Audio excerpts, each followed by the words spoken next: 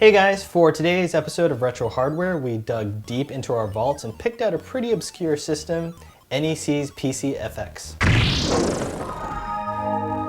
So, in a previous episode, we spotlighted the TurboGrafx 16.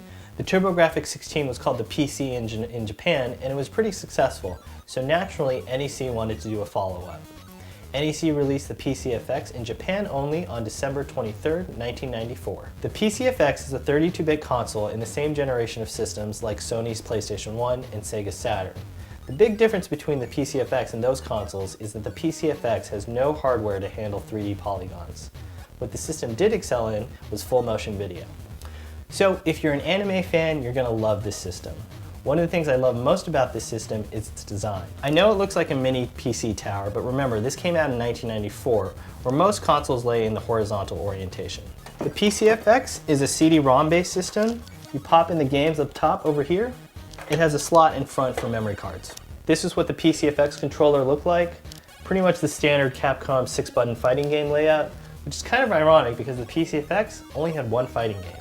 Battle Heat was one of the PCFX launch games. It was a full-motion fighting game and had a great art style reminiscent of Fist of the North Star. Another one of its launch titles was Team Innocent, a sci-fi action-adventure game. I wish I could tell you more about the story because it's got some pretty cool visuals, but the entire game is in Japanese.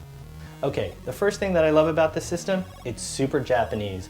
From the clean design to its software lineup, which consisted mostly of RPGs and dating sims, the PCFX has Japan written all over it. Which brings me to the thing I hate most about this system. It's super Japanese. As I mentioned before, most of the games are RPGs, so all of the text, the menus, the dialogue, and the storylines are all in Japanese. Fortunately, there have been some fan efforts in translating these games, and you can actually patch these games with their English translations. One of the most recent fan translations is for the dating sim Welcome to Pia Carrot. Now, a word of warning, there are some definite hentai elements in this game. Because of the small market share of the PCFX, they actually had nudity in some of their games. So, yay for boobies. In terms of accessories, the PCFX really didn't have too many. You had memory cards and a mouse. That pretty much was it. If you're interested in developing games for the PCFX, NEC offered these PCFX GA cards. These were expansion cards that you would plug into your PC, and it also came with development tools.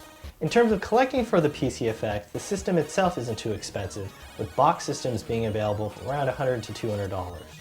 The two rarest games for the PCFX are Zenki and Zeroigar. Zenki is the only side-scroller for the PCFX, and Zeroigar is the only shooter available for the PCFX. Those two games can cost several $100s. The PCFX was NEC's last foray into the game console market. We seem to be covering a lot of those recently. Anyways, that's all the time we have for today. Thanks again for watching. Happy collecting.